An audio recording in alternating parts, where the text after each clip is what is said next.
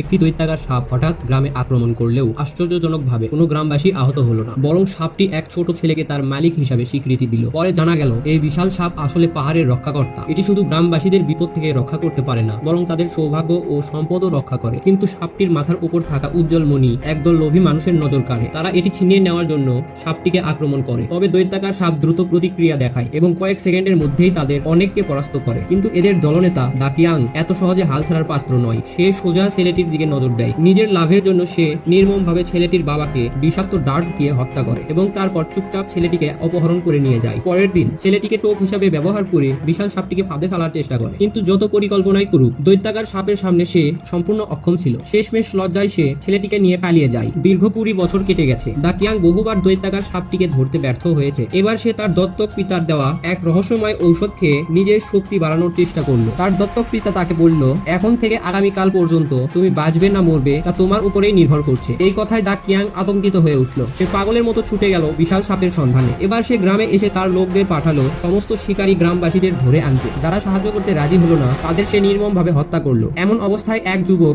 সামনে এসে দাঁড়ালো। সে দাকিয়াং এর সঙ্গে কথা বলার চেষ্টা করলো, তাকে থামাতে চাইলো, কিন্তু দাকিয়াং কেবল নিষ্ঠুরভাবে হাসলো এবং বলল, তুমি জানো কেন আমি তোমাকে দত্তক নিয়েছিলাম? কেবল বিশাল সাপটিকে ফাঁদে ফেলার জন্য। এই কথা বলার পরেও সে থামলো না। সে যুবকের এক আত্মীয়কেও হত্যা করলো, তাকে আরো রাগিয়ে দেওয়ার জন্য। যুবকটি এই দৃশ্য দেখে প্রচন্ড রেগে গেল। সে আকাশের দিকে তাকিয়ে গর্জন করলো। মুহূর্তের মধ্যে কালো মেঘে আকাশ ঢেকে গেল, বজ্রপাত শুরু হলো এবং বিশাল সাপ তার পিছনে হাজির হলো। দাকিয়াং বুঝতে পারলো সে এখন বড় বিপদের মুখে। তাই সে এক মেয়েকে ধরে যুবককে হুমকি দিল, যদি তুমি সাপটির মাথার রত্ন তুলে না দাও আমি এই মেয়েটিকে মেরে ফেলবো। সাপটি তার প্রভুকে বিপদে দেখে আর দেরি করলো না। সে তার মাথার ওপর থাকা উজ্জ্বল রত্নটি তুলে দিয়ে দাকিয়াং এর দিকে ছুড়ে দিল। রত্ন পাওয়ার পর দাকিয়াং বিজয়ের মতো হাসলো। সে প্রতিষেধকের বিনিময়ে এটি তার দত্ত পিতার দিকে ছুড়ে দিল, কিন্তু তখনই যুবকটি ঝাঁপিয়ে পড়লো এবং দাকিয়াংকে প্রচন্ড আঘাত করলো। এদিকে দাকিয়াং এর দত্তক পিতা রত্নটি নিজের জন্য তুলে নিল, আর তখনই সে এক বিশাল দানবে পরিণত হলো। এখন তার সামনে কেউই টিকতে পারবে না। দানব দাকিয়াং এর আদেশে বিশাল সাপের ওপর আক্রমণ চালালো। সাপটি যন্ত্রণায় ছটফট করতে লাগলো। এ দৃশ্য দেখে যুবকটি তার তলোয়ার হাতে নিয়ে ছুটে গেল, কিন্তু সে দানবের সামনে কোনো